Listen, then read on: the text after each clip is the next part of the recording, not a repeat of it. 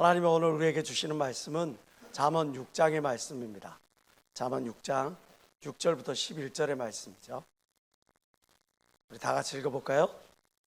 시작. 게으른 자여 개미에게로 가서 그가 하는 것을 보고 지혜를 얻으라. 개미는 두령도 없고 간역자도 없고 주권자도 없으되 먹을 것을 여름 동안에 예비하며 추수 때의 양식을 모으느니라. 게으른 자여 내가 어느 때까지 눕겠느냐? 내가 어느 때에 잠이 깨어 일어나겠느냐?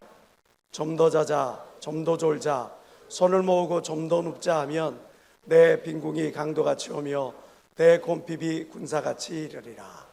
아멘. 너무 잘하시는 말씀이죠. 한 절 더 볼게요. 데살로니가 후서 3장 6절입니다. 시작.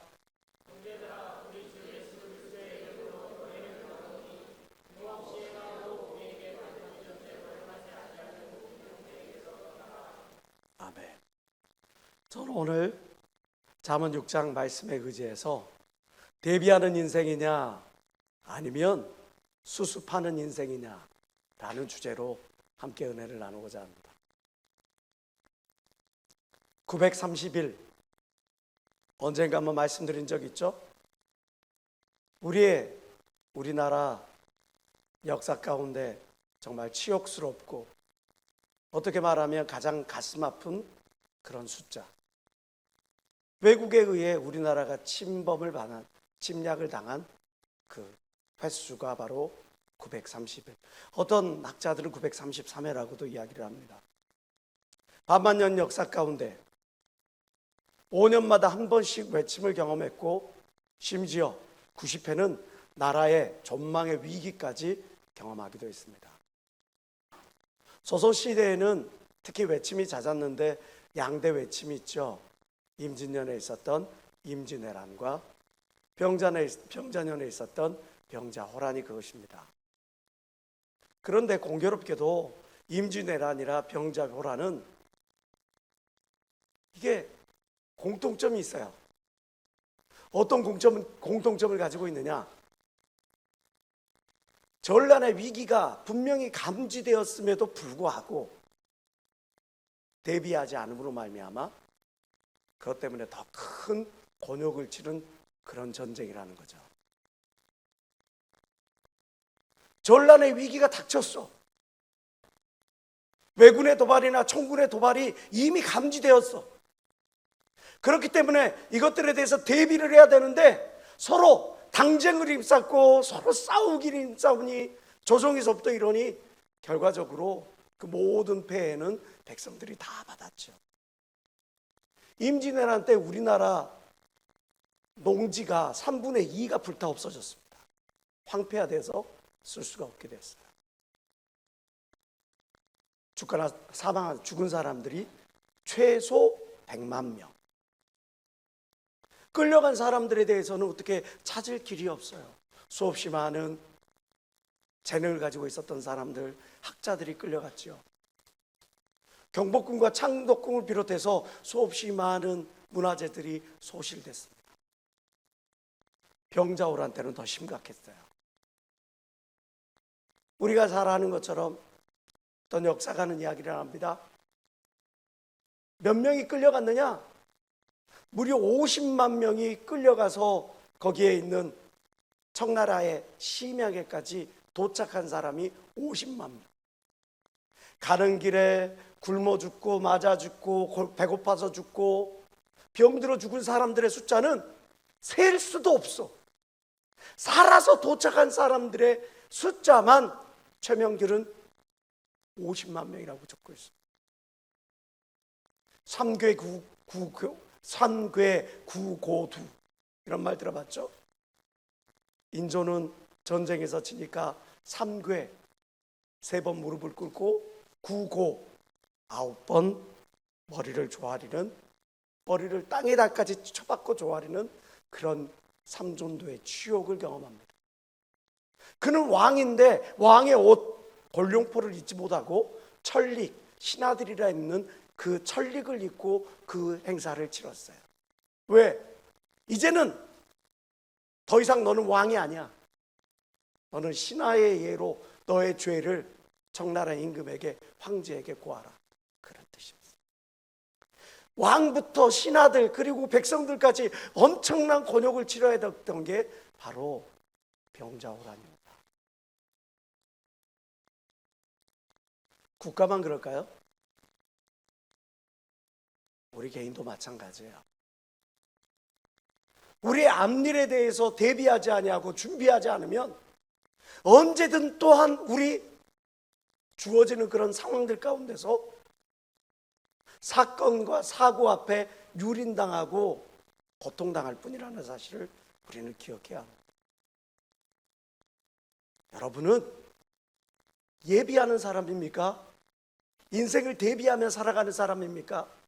아니면 어떤 일이 벌어져서야, 어떤 사고가 터져서야, 그때서야 부랴부랴 그 모든 것들을 수습하고 정리하고 극복하려고 다시 몸부림치는 그런 사람입니까?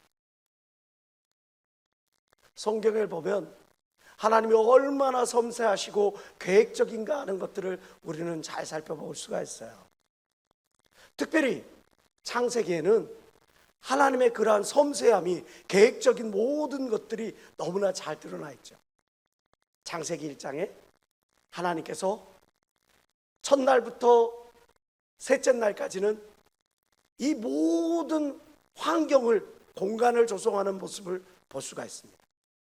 그리고 넷째 날부터 여섯째 날까지는 그 공간과 환경 속에 자라가게 될, 생활하게 될 모든 생명체들을 하나님께서 직접 하나하나 순차적으로 만들어 가시는 것을, 창조해 가시는 것을 볼 수 있어요. 우리가 이 창조의 역사를 통해 우리가 바라볼 수 있는 교훈은 뭡니까? 하나님 참 섬세하신 분이다. 하나님은 계획 가운데 이 세계를 창조하셨고 계획 가운데 운행해 가시며 섭리 가운데로 하나님의 뜻대로 인도해 가실 걸 믿는 사람만 박수며 하나님께 원하시기 바랍니다. 하나님 이러한 분이시구나. 천지창조에만 등장하는 것이 아닙니다. 성경 곳곳에 하나님은 모든 것들을 예비하시고 대비하시는 그런 하나님, 계획적인 하나님이라는 사실을 우리는 잘 볼 수 있어요. 요나서 1장에 보면요, 우리가 잘 알잖아요. 요나라는 선지자가 너는 니느웨로 가서 나의 심판의 메시지를 전해라. 그러나 그 심판의 메시지를 전하기 싫은 거예요. 그 심판의 메시지 듣고 저 니느웨 성이, 우리와 원수인 니느웨가 회개할까, 구원의 복음을 받아들일까 두려워서 그는 다시스로 떠납니다. 그의 예비된 것은 풍랑이었죠. 그리고 풍랑의 원이었던 요나를 거기에 있던 선장과 선원들이 바다에 빠뜨리는 것을 봐요. 하나님의 뜻을 거스리고 자기의 뜻대로 다시스로 넘어간 그 요나, 어떻게 말하면 불순종의 대가를 치렀으니까 하나님께서 그의 죽음으로 심판하실 수도 있는데, 그럼에도 불구하고 하나님께서 그 요나를 위에 큰 물고기를 예비하시고 그것으로 그의 생명을 보존하시고 그로 하여금 다시 기회를 주셔서 그에게 저 니느웨에서 구원의 복음, 은혜의 복음을 전케 하시죠. 우리는 그렇게 생각하면 때때로 내가 범죄했으니까, 내가 불순종했으니까, 내가 최선을 다하지 못했으니까 하나님 날 버리실 거야, 하나님은 나를 외면하실 거야, 하나님 나에게 관심이 없을 거야. No, 그렇지 않아요. 하나님은 여러분들에게 다시 일어날 수 있는 힘과 용기를 주시는 분이신 걸 믿는 사람만 박수치며 하나님께 영광을.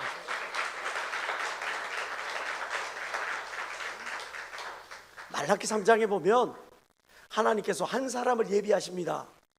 그 사람은 예수의 오심을 위해서 미리 선별되어서 하나님의 오심을 선포할 수 있는 그런 사람이었어요. 우리가 잘 아는 세례 요한이 그것입니다. 세례 요한이 와서 하는 일이 뭡니까? 회개의 세례를 베푸는 거예요. 너희들 회개하라, 천국이 가까웠다. 이제 장차 너희들이 모든 죄를 대속케 하실 어린 양이 올 텐데, 그 어린 양이 너희들의 하나님께서 구원의 은혜를 베푸실 그런 분이 그분께로 돌아와라. 그리고 예수를 바라보면서 너희 죄를 대신 지고 가실 어린 양이로다, 고백합니다. 예수 그리스도가 어떤 분이라는 사실을 설명해주는 삶을 살아가는 사람을 하나님께서 미리 준비하셨어요. 예수께서 짠 나타나 내가 구원자야, 내가 이런 일을 할 거야 라고 하는 게 아니라 구원자가 오실 것이고 그분이 어떤 일을 하실 것이고 그분으로 우리가 하나님의 은혜를 다시 회복될 거야 라는 것들을 미리 준비하게끔 하는 그런 사람을 준비시키는 거죠. 마가복음 14장에 보면 예수께서 제자들에게 너희들은 어디로 가면 거기에 무엇이 준비돼서 집이 준비됐을 거야, 거기서 잔치를 준비해라. 어떤 잔치입니까? 예수께서 돌아가시기 전에 제자들과 함께 마지막 성만찬을 할 마지막 유월절을 드릴 수 있는 바로 그 자리를 하나님께서 예수께서 준비를 시키는 거예요. 제자들과 식사하는 그 자리까지 예수께서 준비를 시키는 거예요. 요한복음 14장에 보면 우리가 잘 아는 것처럼 하나님 예수께서 하늘나라로 올라가시는 그 이유를 이렇게 설명합니다. 내 아버지 집에 거할 곳이 많도다. 그렇지 않으면 너희에게 일렀으리라. 내가 너희를 위하여 처소를 예비하러 가노니. 3절 다 같이 시작. 가서 너희를 위하여 처소를 예비하면 내가 다시 와서 너희를 내게로 영접하여 나 있는 곳에 너희도 있게 하리라. 예수께서 하늘나라에 하나님 아버지 집에 간 이유는 저와 여러분을 위하여 처소를 예비하기 위함인 걸 믿는 사람만 박심히 하나님께 얻으시기 바랍니다. 예수께서 십자가에 달리신 이유는 저와 여러분들의 죄를 위함이요, 예수께서 하나님의 보좌 우편에 앉아 계신 이유는 바로 저와 여러분들의 거할 처소를 예비하기 위하여 그 모든 것도 예비하시는 거예요. 하나님은 또한 심판의 보좌까지 예비하십니다. 시편 9편 7절에 보니까 여호와께서 영영히 앉으시며 심판을 위하여 보좌를 예비하셨다. 그냥 얼렁뚱땅 적당 대충 나 심판한다. 너 이리 와, 뭔 죄 졌냐? 너 지옥, 너 천국, 너 이리 와, 너 얼마나 충성했냐? 너 이쪽, 너 저쪽. 그렇게 하는 게 아니라 하나님의 계획과 하나님의 뜻 가운데 모든 것들을 다 세세하게 살피시고 예비하시는 거예요. 하나님은 무계획적이신 하나님이 아니라 섬세하시고 계획적이신 하나님, 대비하시는 하나님. 그런데 하나님뿐만이 아니라 성경에 기록되어 있는 하나님의 모든 사람들이 사건 사고가 일어났을 때 그것 때문에 그것을 수습하기에 급급했던 인물들이 아니라 사건 사고 이전에 미리 하나님과 더불어 자기의 인생을 대비하고 조율해 왔던 그런 사람들. 우리가 창세기 41장에 잘 드러나 있죠. 이 설교는 많이 들었을 거예요. 바로 요셉이 감옥에 갇혀 있다가 술관장과 떡관장의 꿈을 해석하고 2년 있다가 바로의 꿈을 해석해가지고 그가 저 애굽 땅의 총리가 되는 사건을 그냥 잘합니다. 총리가 되어서 이 애굽의 총리가 되기 위하여 이 요셉이 바로에게 그 고면했던 게 무엇입니까? 큰 풍년의 때에 앞으로 있을 7년 대육년을 대비하게 하소서. 그것으로 말미암아 그는 애굽의 총리가 되었죠. 민수기 15장에 보면요, 모세가 하나님께 제사를 드리기에 앞서서 제물도, 우리가 말하는 헌금도 예비하라고 이야기를 하고 있어요. 번제나 다른 제사로 드리는 제물이 어린 양이면 전제로 포도주 한 이의 4분의 1을 예비할 것이요, 수양이면 수제로 고운 가루 한 예바 4분의 1에 기름 한 일에 3분의 1을 섞어 예비하고, 그리고 쭉 나와요. 어떻게? 너희가 드리는 예배가, 너희가 드리는 제사가 하나님 나의 죄를 용서하여 주시옵소서 하는 속죄 제면 속죄의 제물은 이렇게 드리고 속죄의 방법은 이렇게 드려라. 너희의 제사가 이웃과 화목하기로 하는 화목제면 그러면 그 제물은 이렇게 드리고 그 제물을 드릴 때는 이런 방법으로 드려라. 너희가 감사 예물을 드릴 것이냐, 너희가 어떤 서운하는 예물을 드릴 것이냐, 너희가 드리는 그 예배의 성격이 무엇이고 그 드려지는 예물의 성격이 무엇이냐에 따라서 그 드려지는 모든 방법들까지 하나하나 세세히 가르쳐주고 있어요. 오늘을 살아가는 저와 여러분들이 이 말씀을 듣고 어떤 교훈을 받아야 합니까? 하나님 앞에 예물을 드릴 때 감동 오는 대로 드리라 했으니 주머니 주저엄점 해가지고 감동 오는 대로 오늘 딱 집히니까 오늘은 10,000원짜리가 감동이 오네, 오늘 50,000원짜리가 감동이 오네, 오늘 5,000원짜리 감동이, 그렇게 드리는 게 아니라 하나님 앞에 예배를 드리기 전에 최소한 예배 드리는 그 전까지의 봉투를 준비해서 그 봉투에 나의 기도의 제목을 아뢰고 나의 감사의 제목을 아뢰고, 그리고 하나님 이 예물을 드리니 나에게 이 예물을 드릴 수 있게 하셔서 감사드립니다, 이런 믿음 주셔서 감사드립니다, 하나님 내가 더 많은 하나님께 헌신을 드릴 수 있게 주시옵고 이 믿음으로 드리는 것들에 100배로 축복하여 주시옵소서 하는 그 믿음 가운데로 하나님의 드릴 때 그 예물을 하나님께서 기뻐 흠양할 걸 믿는 사람만 박수며 하나님께 원을 올리시기 바랍니다. 모세는 예배의 방법, 예배에 드려지는 물질, 예배에 드려지는 모든 순서까지도 다 구별했어요. 여호수아는요, 여호수아 정복전쟁을 앞두고 이스라엘 백성들에게 전쟁을 앞두고 양식을 예비하게 합니다. 1장 11절에 진중에 두루다니며 백성에게 명하여 이르기를 양식을 예비하라. 전쟁을 앞두고 칼 갈아라, 화살 더 만들어라, 뭐를 준비해라. 아니, 보급품까지 철저하게 준비시키는 게 바로 여호수아였어요. 여러분, 우리 너무 인생 설렁설렁 살아가는 거 아니에요? 하나님이 어떻게 도와주시겠지? 하나님이 역사하시겠지?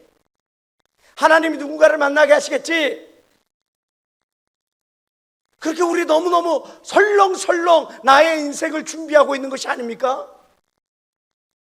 계속 살펴볼까요? 역대상 29장을 보면요, 다윗이 하나님을 위하여 성전 건축을 하는데 어떤 마음의 자세를 가지고 성전 건축하는지 자세히 나와 있어요. 내가 이미 내 하나님의 전을 위하여 힘을 다하여 예비하였나니, 그가 얼마나 힘을 다하여 예비했는지 그거에 대해서 역대상 22장 14절은 이야기를 하는데, 금 10만 달란트, 은 100만 달란트, 그 외에 수없이 많은 녹과 철과 보석들을 준비했다고 이야기를 합니다. 금 10만 달란트는 구약시대에는 34kg, 신약시대에는 20kg예요. 34 곱하기 10만, 거기다 현재 시세 딱 해봤더니 금이 276조, 은은 금 시세의 15분의 1이야. 은 100만 달란트의 그 가격이 얼마냐니까 약 184조, 전체 460조. 성경에 보면 이렇게 이야기를 합니다. 역대상 29장 3절 보여줄래요?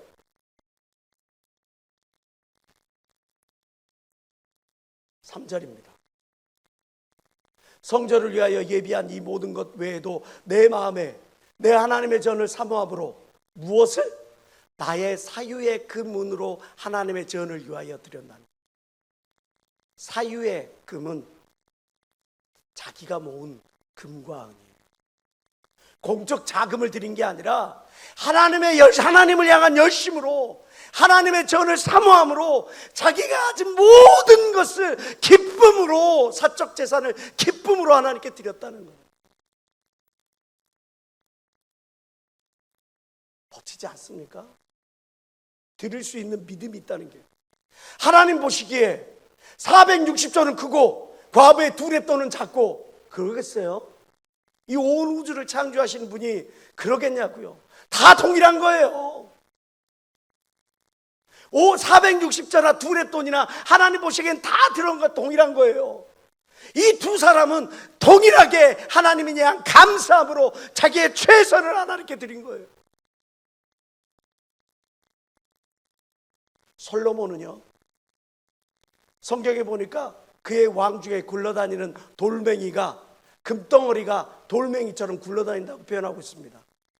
그렇게 어마어마한 부를 가지고 있음에도 불구하고 그는요, 자기의 왕궁과 자기의 식솔들이 먹을 그 모든 양식들을 장관들 12명을 지명을 해가지고 돌아가면서 순차적으로 그것들을 준비를 시켜요. 미리 예비하게 합니다.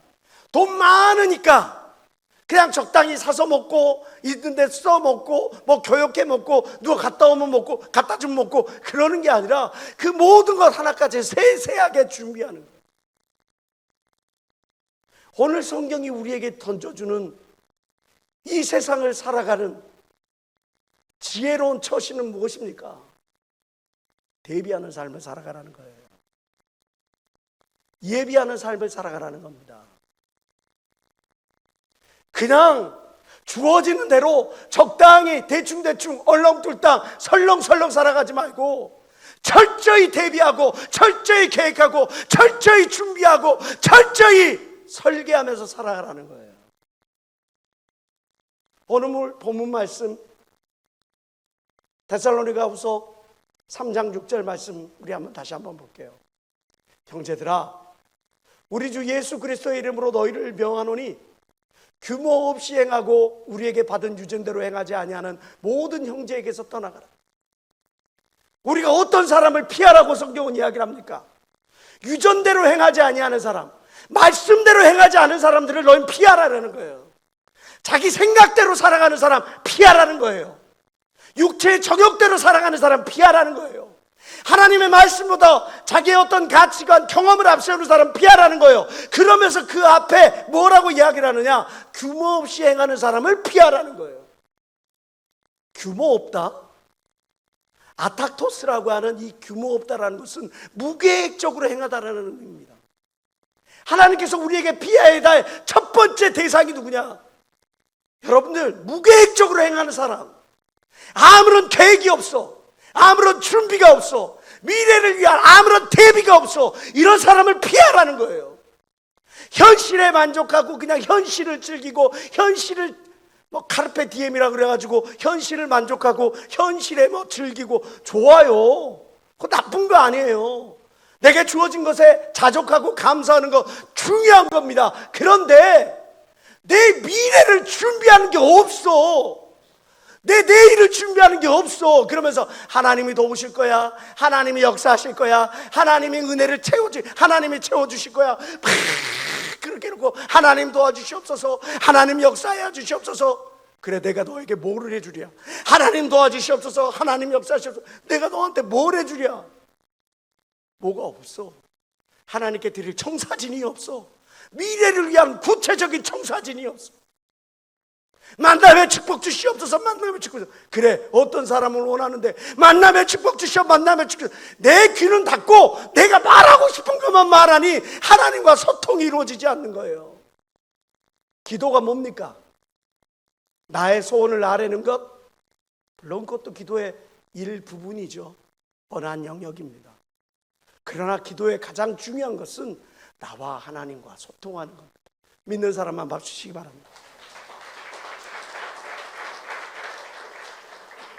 나와 하나님과 소통하는 거예요. 나의 뜻, 나의 생각을 하나님의 채널에 맞추는 것, 하나님의 뜻에 맞추는 것, 하나님의 말씀에 맞추는 것. 그래서 내가 오로지 하나님이 원하시는 것이 무엇인지 거기에 집중하는 것, 그것이 바로 기도의 과정이에요.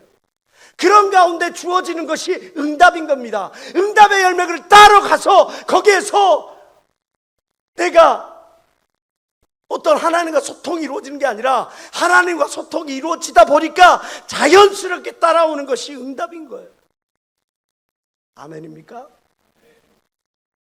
그래서 D.L. 무디가 이런 이야기를 했어요.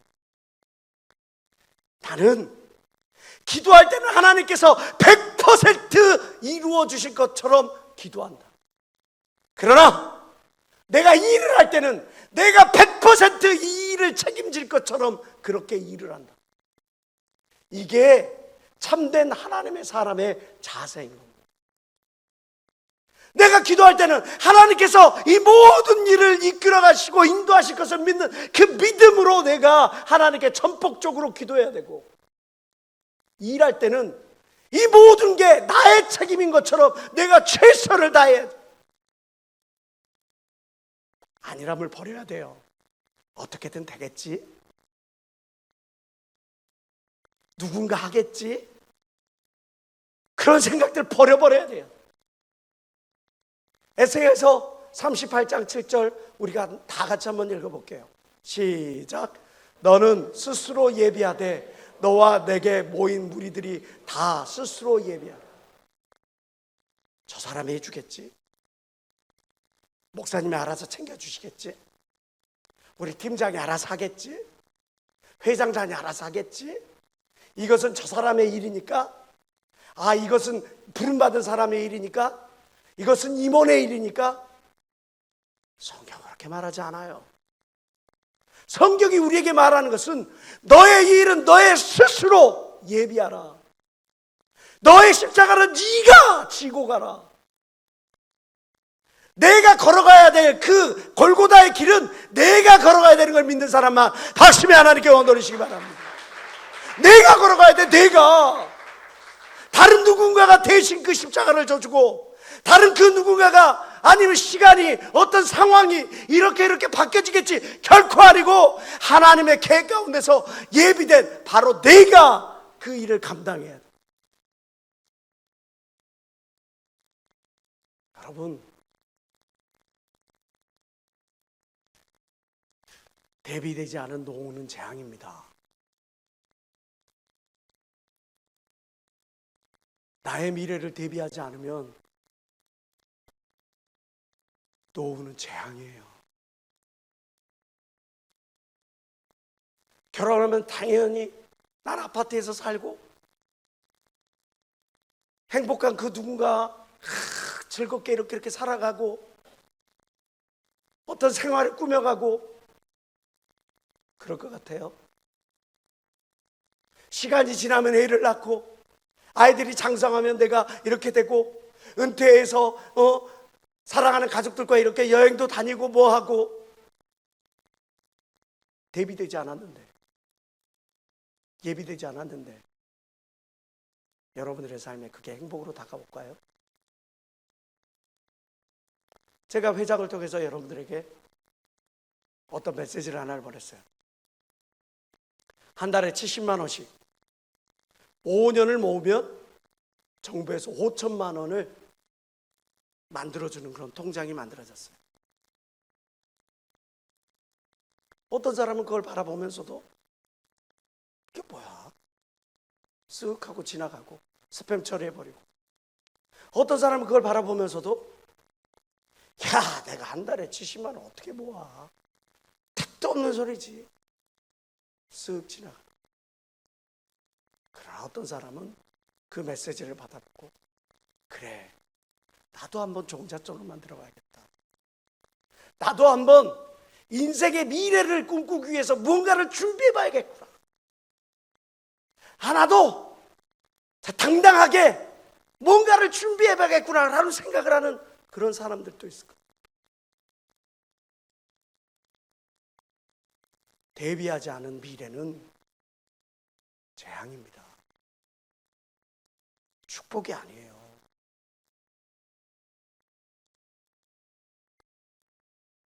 젊음의 때 미리 대비하지 않으면 재앙입니다. 내가 노력하지 않는데 하나님이 나를 도우실 수가 있습니까? 내가 그릇을 준비하지 않는데 하나님이 그 그릇에 그 손에 어떤 축복을 줄 수가 있겠습니까? 어느 날 제가 교육관에서 커피를 한 잔 뽑아 먹으려고 동전을 넣고, 그러고 나서 자판기에서 커피를 뽑아 먹으려다 손이 될 뻔한 적이 있어요. 왜? 자판기에 컵이 다 떨어진 상태에서 그냥 커피만 쭉쭉쭉쭉 나오니까 나도 모르게 그거를 댔다가 뜨거운 물에 손을 댈 뻔한 거예요. 하나님의 뜨거운 은혜의 축복이 여러분들의 인생에 쏟아지는데 내가 그릇을 준비하지 못하니까 달콤한 그 하나님의 은혜를 받아 누리지 못하는 겁니다. 여러분은 여러분의 내일을 위해 무엇을 준비하고 있습니까? 언어 준비해야죠. 스킬, 라이센스 이런 준비해야죠. 누군가가 해주겠다고요? 그런 법이 어디 있어요? 그런 도둑놈 신부가 어디 있어요? 나의 삶에서 나의 주어진 시간들에 최선을 다해야 하나님께서 그의 사람에게 더 큰 은혜를 주시지 않을까 하는 게 있습니까? 내가 심지도 않은 데서 무언가를 거두려고 해요? 하나님이 채우실 거라고요? 도우실 거라고요?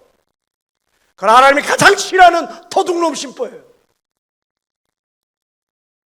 그러나 중요한 게 있어요. 잠언 21장 31절에 사울 나를 위하여 마병을 준비하거니와 이김은 여호와께 있느니라 말씀하고 있습니다. 내가 인생의 미래를 위하여 노후를 위하여 열심히 최선을 다하고 준비하더라도 그것이 어디에 바탕되어 있어야 되냐? 하나님께 바탕되어 있어야 돼요. 무리에 씨앗을 뿌려보세요. 그 씨앗 다 떠내려갈 뿐이에요. 땅 위에 씨앗을 뿌려야죠. 그 땅도 좋은 땅에 뿌려야죠. 그래야 30배, 60배, 100배의 결실을 맺는 걸 믿는 사람만 박수며 하나님께 원하시기 바랍니다. 요한 3서 1장 2절에 내 사랑하는 자여 너의 영혼이 잘됨같이 너의 영혼이 잘됨같이 네 영혼이 잘돼야 그래야 네가 강건하고 범사에 강건하고 모든 것들이 형통케 된다고 성경은 약속하고 있지 않습니까? 그러려면 먼저 하나님 앞에 우선순위가 먼저 하나님 앞에 먼저 하나님을 위하여 먼저 하나님을 향하여 하는 마음이 주어져야죠. 준비되지 않은 노후는 재앙입니다. 그러나 국가에서 최소한의 복지는 책임집니다. 그런데요, 준비되지 못한 사후는 재앙이 아니라 심판으로 연결돼요. 기회가 없어요. 때문에 우리는요, 나의 미래, 나의 행복한 삶을 위해서도 예비하고 대비하고 준비해야 되지만 영적인 삶의 열매를 위해서도 예비하고 대비하고 준비해야 될 필요가 있어요. 나의 영적인 삶이 더 풍성해지고 영원의 때를 위하여 우리가 무엇을 준비해야 됩니까? 성경은 첫 번째로 우리에게 하나님을 만남을 준비하라고 그래요. 아모스서 4장 12절 다 같이 한번 읽어봅시다. 시작.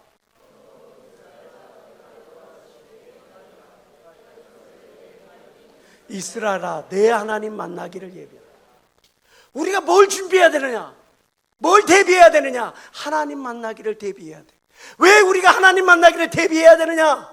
마태복음 24장 44절에 말씀하신 것처럼 너희도 예비하고 있으라 생각지도 못할 때에 인자가 오기 때문에.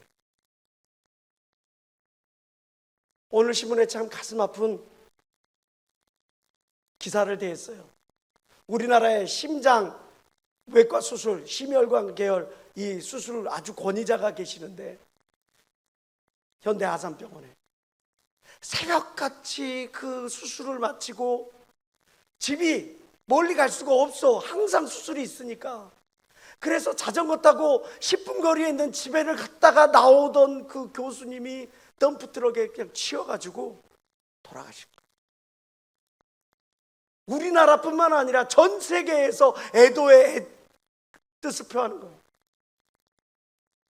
아니, 자기를 위해서 건강도 챙기고 음식 관리도 하고 열심히 최선을 다했는데, 그런데 왼쪽에서 꺾어 들어오는 이 덤프트럭을 발견하지 못한 거예요. 인생이란 이렇게 때때로 어떻게 대비하지도 못한 상태에서 하나님을 만날 때가 많아. 나는 젊으니까 아니겠지? 조금 더 시간이 있겠지? 여유가 있겠지? 기회가 있겠지? 그럽니까? 저는 수없이 교육부서에 있으면서 수없이 많은 초상을 치러요. 나이 드셨으니까 먼저 가고 나이 어리니까 천천히 오는 법이 없습니다. 병 들었으니까 먼저 가고 육체 강건하니까 나중에 오고 그러는 법도 없습니다. 언제 어느 시점에 어떻게 우리가 하나님 앞에 불려가게 될지, 하나님의 낯을 배울지 아무도 몰라. 그러니까 우리가 하나님을 만날 준비를 해야 돼. 믿는 사람만 하나님께 박수 영광 주시기 바랍니다. 그러나 기뻐하세요. 우리가 하나님을 만날 날은 심판의 날이 아닐 거예요. 마태복음 24장 34절에 보니 25장 34절에 보니까 그때의 임금이 그 오른편에 있는 자들에게 이르시되 내 아버지께 복을 받은 예수 중심교회 청년들이여, 내 아버지께 복을 받은 예수 중심교회 청년들이여. 내려야지. 그러면 내 아버지께 복을 받은 예수 중심교회 청년들이여, 내 아버지께 복을 받은 예수 중심교회 청년들이여, 나와 창세로부터 너희를 위하여 예비된 나라를 상속할지어다. 창세로부터 너희를 위하여 예비된 나라를 상속하라. 아멘. 나한테 주시옵소서. 10겨울의 공세를 주시옵소서. 8겨울의 권세를 주시옵소서 하는 그런 마음으로 가야죠. 우리가 하나님을 만나는 날은 심판의 날이 아니야. 우리가 하나님을 만나는 날은 영광의 날이야. 하나님의 나라를 상속받을 날이야. 하나님 앞에 기뻐 뛰는 날인 걸 믿는 사람만 박수며 하나님께 올리시기 바랍니다. 그러기 위해서는 우리가 두 번째 준비가 갖춰져야 돼. 어떤 준비가 갖춰져야 돼? 그것은 하나님의 일을 감당할 준비가 되어 있어야 돼. 하나님께 쓰임받을 준비가 되어 있어야 돼. 하나님 만날 준비가 잘 되려면 하나님의 일을 감당할 준비, 하나님께 쓰임받을 준비가 되어 있어야, 그래야지만에 내가 열고를 주시옵소서. 행한 대로 갚아주리라, 뿌린 대로 갚아주리라, 그렇게 말씀하셨는데 너가 행한 게 뭐니? 너가 뿌린 게 뭐니? 말씀하실 때 우리가 당당히 이야기할 수 있는 거 아니겠어요? 디모데후서 2장 1절 다 같이 읽어봅시다. 시작.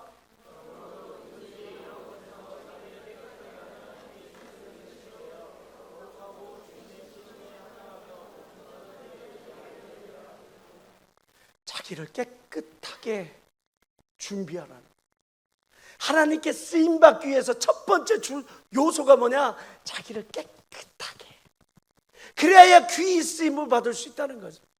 또 말씀이 디도서 3장 14절에 우리 사람들도 열매 없는 자가 되지 않게 하기 위하여, 열매 있는 자가 되기 위하여, 그 열매를 거두기 위하여 내 입술의 모든 것들을 뽑아내고, 내 마음에 심보에 있는 모든 잡초를 뽑아내고, 내 생각의 모든 잡초를 뽑아내고 하나님의 뜻에 맞기 위하여 그 모든 것들을 조율해 나가는 거예요.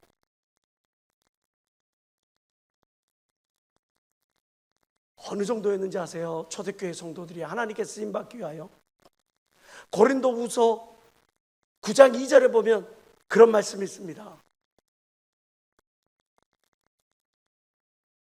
이는 내가 너희의 원함을 알미라.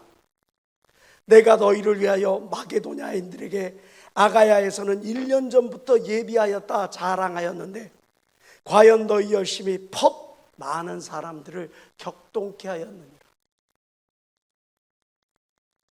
많은 사람들을 격동케 하였느니라. 예루살렘 성도들이 너무나 고통스러워하니, 너무나 없어서, 환난과 핍박 때문에 그들이 너무나 고통스러워하니까 저 아가야 지방, 다시 말하면 고린도 교회 성도들이 그 성도들을 돕기 위해서 1년 동안이나 헌금을 준비를 하는 거예요.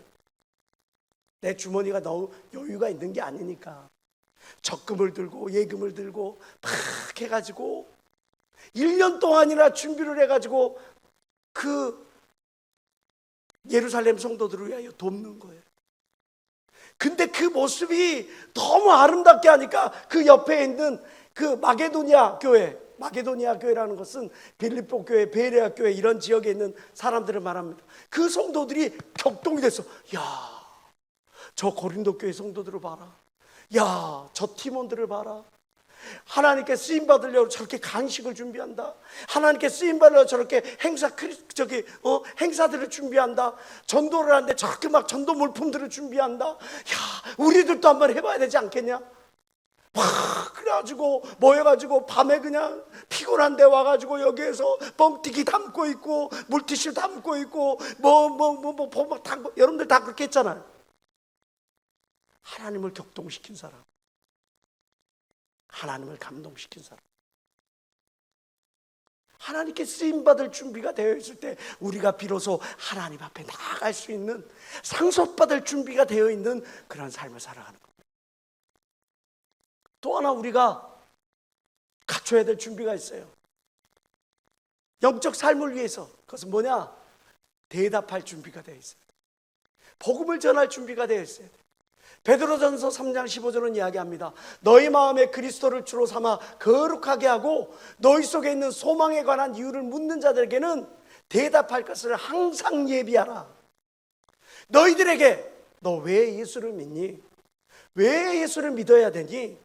예수 중심교회 이단이라고 이상하게다고 막 말들을 하는데, 근데 그 교회를 다니는 이유가 뭐니? 정말 그 교회를 다니면 하나님을 만날 수 있는 거니? 하나님을 체험할 수 있는 거니? 그 교회에서는 귀신도 쫓아내고 하나님의 성령의 현재성, 예수 그리스도의 현재성이 나타난다고 하는데, 그 교회가 왜 그런 거니? 그런 것들에 대해서 대답할 것을 준비하되 무엇으로 하고? 온유함으로 하고 두려움으로 하라. 왜 두려움으로 해야 될까요? 내가 말 다 해놓고 그래놓고 나는 그대로 살지를 않아. 거룩하게 살지 않아. 열심으로 살지 않아. 하나님의 은혜를 구하지도 않아. 늘 깨어 내 자신을 돌이켜보라는 거죠. 존 F 케네디가 이런 말을 했습니다. 너희는 맑은 날 지붕을 고쳐라. 비가 온 후에 지붕 고쳐봐야 뭐예요? 문제 다 터졌는데, 집안을 다 쑥대밭이 됐는데, 맑은 날 지붕을 고쳐야죠. 미리미리 대비하는 삶을 살아가야죠. 우리 인생을 위해서도 적금 들어야 되고 예금 들어야 되고 주식도 해야 되고 부동산도 공부해야 되고, 우리 인생을 위해서도 이 인생이 풍요롭게 살기 위하여 그 모든 것들을 다 갖춰야 돼요. 말하는 스킬, 사람을 상대하는 스킬, 매너, 이 모든 거 다 갖춰야 돼요. 뿐만 아니라 우리가 하나님의 사람으로서 영생의 때를 또한 준비를 해야 돼요. 다시 한번 이야기합니다. 대비하지 않은 노후는 재앙이에요. 대비하지 않은 사후도 재앙입니다. 나는 과연 이거를 대비하고 있는가, 준비하고 있는가? 우리가 이 시간을 통해서 한 번쯤 다시 한번 멈춰 서서 나 정말 제대로 준비하고 있느냐 한번 생각해 볼 필요가 있지 않겠어요? 저 북한에 다락밭이라고 있어요. 계단밭이죠. 북한은 우리나라 같이 큰 넓은 평야지대가 있는 게 아니라다 보니까, 산지가 많다 보니까 어떻게 곡식들을 소출할 수 있는 그게 많지가 않아. 땅들이